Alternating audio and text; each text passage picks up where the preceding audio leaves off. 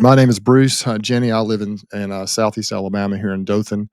Primarily today, I wanted to talk about some just bee basic topics. And it's going to be kind of a general type video for folks that are looking at getting into beekeeping, say new beekeepers, those who have kind of been stirring that idea around in their brain over the years and they think it'd be kind of cool to get in bees, or those who are serious about it, and even those who are kind of getting started with bees and want to kind of go back to some of the bee basics and maybe some things I've learned over the years, maybe some thoughts I have on that and ways that maybe you can prevent some of the things I've done wrong in the past and maybe get started on a strong footing.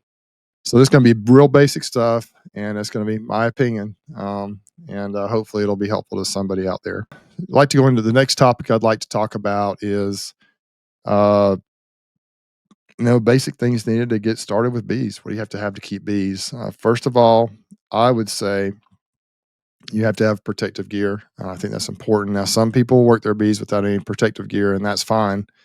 But as a new beekeeper, I'd recommend you get some protective gear just to make sure that you're safe and protected. You can have an enjoyable experience. I personally currently wear the Sting Stopper jacket from Foxhound Beekeeping Supplies in Birmingham, Alabama. Actually, they're in Irondale now. And I also have worn the Guardian Bee apparel. Good success. I really like the Guardian Bee apparel as well. I don't particularly care for the big beekeeping gloves, the bulky gloves, the leather gloves. I can't, I don't feel like I have good dexterity with those gloves. I just don't care for them. A lot of people continue to use those, and that's fine. But I use Venom Steel. They're black nitrile gloves, and I order them by the box of 500 off Amazon, and they work well for me. Now, I will tell you this: they will get you around the wrist. Sometimes you got to make sure that the cuff of your jacket is secure around your wrist, and the gloves are either tucked up under there well or over the top. And the Venom Steel gloves are not very long, and they are tough gloves, but you will get stung some even with those on, but they tend to not sting very much. In my opinion, it is a myth, at least with gloves, at least in my experience, that the bees hate black and they will sting black more than anything else. I've worn these black gloves and they don't. I rarely get stung through the gloves. Occasionally, I will if I put my hand on one, or they sting through a finger, or they're just really angry. They can get me occasionally through the gloves, but it's rare. I've worn when it's cold outside, I wear a black jacket sometimes with just a veil over my shoulders, and the bees don't seem any more angry at me if I'm wearing that dark color or white, or the Sting Stopper jackets are actually kind of an olive color. It seems to be just fine. So that's just my personal opinion. Once again, most of what I say on here is my personal opinion. So take it or leave it. That's just what I believe. As far as complete bee suits, and that is obviously an option. And some people wear those. I know a lot of the commercial guys, when they have to work fast in their bees, they'll go ahead and wear those, especially if the bees are at a kind of a bad time of the year when the bees might be a little bit more agitated. Like right now, today, if I had to work bees, if I was a commercial guy, obviously the bees would not be happy because it's drizzly, cold, rainy. It's not too cold to get into them. It's probably, I don't know what, 50s today, maybe. I'm not sure what exactly the temperature is here, but the bees would not be thrilled if I got in them today. And so sometimes even the commercial guys will wear entire suits on days like that, just because they have to move fast and the bees will be a little more agitated. And honestly, with suits or with bee pants, Guardian has a bee pants you can wear, and I have a pair of those. You can actually wear shorts under those, and they're ventilated. I would recommend a ventilated bee jacket to start off with.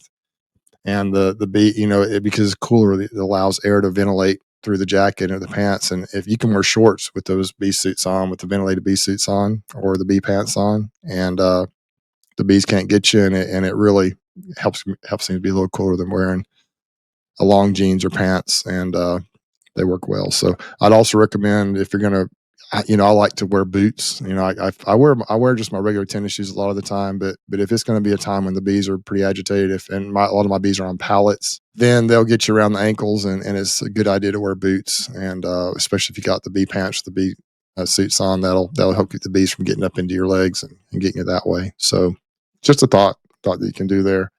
I've had a couple of people want to come out and observe bees with me, and they show up and they're just not equipped. I've got a jacket I can let them borrow, but they're not equipped down low. Like they've got tennis shoes on with ankle socks, and it just doesn't work very well that way. They will get in, and I'm going to tell you this, my opinion now. This is my opinion.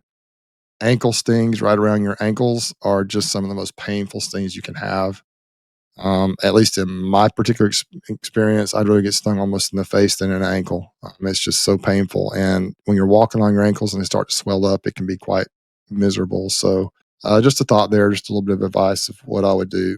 I would bare minimum have a bee jacket and gloves of some kind, and make sure you wear long pants when you're out working your bees. And then if you want to get a suit, some people start off with a suit just because they're comfortable with that, and then they end up, kind of using a jacket most of the time. That's perfectly fine. Get the most equipment that you think is going to be appropriate. You can always back off from that. But if you get into some bees and you're really nervous, to me it feels like the bees can sense that a little bit.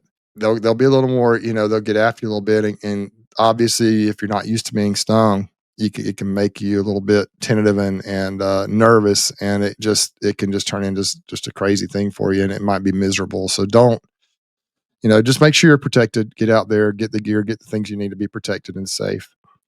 Obviously, I think it's important to have a smoker. Now, when I talk about equipment here, I want you to realize that you can get equipment that's very cheap. You can get equipment off Amazon that's really cheap and inexpensive. You can get boxes, you can get smokers, hive tools, everything, jackets that are just really, really cheap. But in my opinion, after doing this for the last, what, 12, 13 years, I guess 12 years now, I just think it's worth it to go ahead and spend a little bit extra money and get some good quality equipment to start off with. It'll save you a lot of headaches, especially like with the jacket. You can buy a little, fabric jacket for $40 or whatever, but it's really thin. The bees can sting through it, and it's super hot because they don't ventilate. I would just go ahead and spend the first thing I would get probably would be a bee jacket. Like I said, the sting stopper is $159, and I'll try and put a link at the bottom of this for that product. You tap on the video or look in the description below, and you'll see the link for that. That's what I would kind of recommend. Those Sting Stopper jackets are true to size. Whatever size t-shirt you wear, that's what you want to get. And there are measurements and everything on the website to help you figure that out. But just spend a little bit extra money. If you're serious about becoming a beekeeper and start off with a jacket, just get that to start off with, and maybe some gloves, whatever you want to use. And that's the number one thing I would get. But as far as boxes go, smoker, I personally used just the basic smoker from Man Lake for a while. Then I got one from Hilco, pretty good smoker. I finally went out and just bought a Daydant, which is the kind of the top of the line smoker you can get, made in America type smoker. And that thing has been through it. I have beat that thing up. It's got dents in it. The way I light it now, I use a blowtorch on the side of it, and it's lasted me for 2 or 3 years that way. You're going to pay more for it, but it's not as much as you would think. I think the Daydant, this one I bought was, I think, $69, and you can the cheap ones are like, the size I get are like $40, and so spend an extra 20 or $30 and get a smoker that's going to last you longer. That'd be my recommendation. But you can get whatever you want. This is just my experience talking here. As far as bee boxes and frames go, the boxes, I think you can get, once again, very cheap boxes. You can buy boxes that are unassembled that you can put together. Sometimes that's a fun experiment or a fun thing for people to do. And you can put them together, paint them, all the things. And that's fine. I'm not going to talk about, I'll break down the hive piece by piece here because that's not really what this video is about. But once again, the boxes that I have, if you look on my videos, you'll see that I have boxes that I built myself. I have boxes that are falling apart that I've got from other people, or some that I bought new and painted, and they're starting to rot. I've got boxes, all shapes, sizes, forms. I've got Apame boxes. I've tried a lot of different things. But right now, my current favorite box, and the box that I kind of am recommending now, is the Endura Hive wax tip boxes from Greg Burns at Nature's Image Farm. He is a friend of mine. Full disclosure, Greg is a friend of mine. His boxes are more expensive than what you'll find in most places, but I think they'll last for many, many years. No painting needed. You make the boxes, you put them on the hives, you're ready to go. Have the bottom boards, the lids, and everything. You get it from him. But once again, you can get any box you want, but you can save yourself a lot of headache and a lot of painting and time and labor if you just go ahead and get kind of the better stuff to start off with. And I think I definitely recommend, after trying all the different types of things out there, I recommend the wax tip products. I think they just work well. If you watch Greg's, stuff, he does have he kind of does a little bit different than other folks. And I believe his products are really good. I get the top of the line, I get the Endura Hive Propola wax tip boxes. I really like them. But once again, you can. I'm not telling you should do that. I'm just saying that that's kind of what I've kind of learned over the years is just go ahead and spend a little extra money up front, and then you'll be able to have things that'll last longer and not fall apart. So those are the boxes. Of course, once again, Hive tool. You can get Hive tools.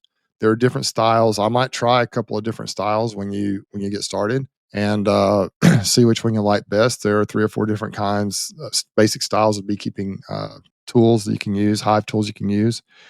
And my favorite Hive tool is the Hive Alive tool. It's got a little hook, a J hook on it. Plus, it has the bent. I don't have one in here with me, but it's got the standard Hive tool. It's got the features of both the J hook and the standard Hive tool. And it's the Hive Alive seems to be a little thicker steel, so it's a little tougher.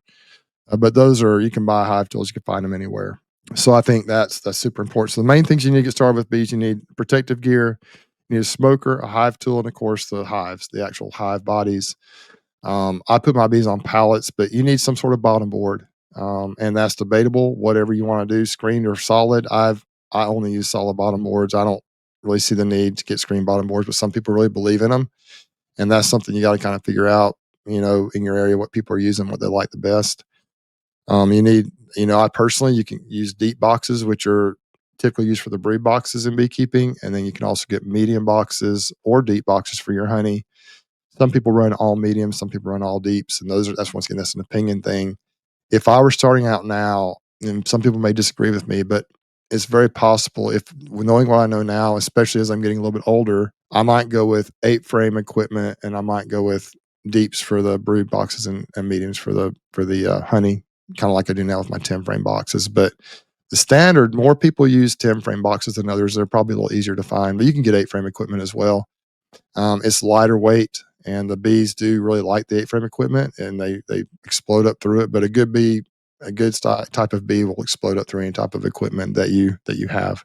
Inner covers, I don't use inner covers. I use what they call migratory lids, which is basically just put a lid. It has like a cleat on each end, and you put it on top. I prefer the lids that have it's called a patty rim on the inside. It raises the top of the lid up a little bit ways away from the frame. So you can put pollen patties or food fondant in there. There's a little bit of room to put treatments and things in there in the top, a little bit of space. They call them patty rims, Patty rims, I think is how you spell that. And so, but the problem, here's a disadvantage to having patty rims is that the bees will they will build burr comb all up in there, which I kind of like it because personally, I scrape that beautiful burr comb out and I can reprocess it. And especially if it's in a honey flow, man, that stuff is so white and precious and beautiful. And but it can be a pain in the tail if you just want to work fast. Some people will put I can't think of what it's called. It's like a silver material in there that lays flat on the hives, helps keep the bees from doing that, building that burr comb. Reflectix, I think, is what it's called. Cut it to the size of the top and put it on there. But that's just up to you. You can use an inner cover if you want. I just don't use those typically. And then the lid, there's many types of lids. Once again, the telescoping lid goes all the way around the side, like fits on there like a roof. Migratory lids, they got all kinds of fancy ones you can get out there, whatever you want to do. So I personally just recommend basic beak equipment. Get high quality equipment. The frames need to be heavy waxed. I get most of my frames now. I've got all types of stuff in my hives. I've got all plastic. I've got wood frames from different companies. Most recently, I've been buying since I get my equipment from Greg. He uses the Pura frames from Premier. The important thing about frames, I believe, more than anything else, is the heavy wax. They need to be waxed really heavily. If you buy the cheap stuff on Amazon, odds are it won't be well waxed. And who knows if it's even what you're getting? Who knows if it's even beeswax? Maybe it is, maybe it's not. But I'd recommend definitely getting heavily waxed frames, whatever type of frames you get. Make sure that when you buy it, it smells like beeswax. It smells really good. If not, then the bees, they'll just build it all kinds of wonky, weird burr comb on there, and it'll be miserable trying to get them to draw that stuff out. So another thing you can do if you have access to beeswax is you can roll another coat on there if you want to. A lot of people recommend that. My friend Stan Gore takes us from the Beekeepers. I think he re-rolls, puts an added layer of beeswax on every frame, even the new ones, and the bees will jump on that maybe a little faster than the others. But I personally just throw them in there heavy wax. They do well, and I like to get the heaviest wax possible. Now I'm not sure what Greg sends me. Whatever he sends me works well. The bees draw it right out, so it works well. Those are some ideas on equipment. Those are the basics you need. Obviously, there are more things that you can get, different types of feeders, different types of things, but those are the basics to get started. You need the bee boxes, you need the frames, you need the bottom board, you need the lid, you need a smoker, hive tool, and protective gear.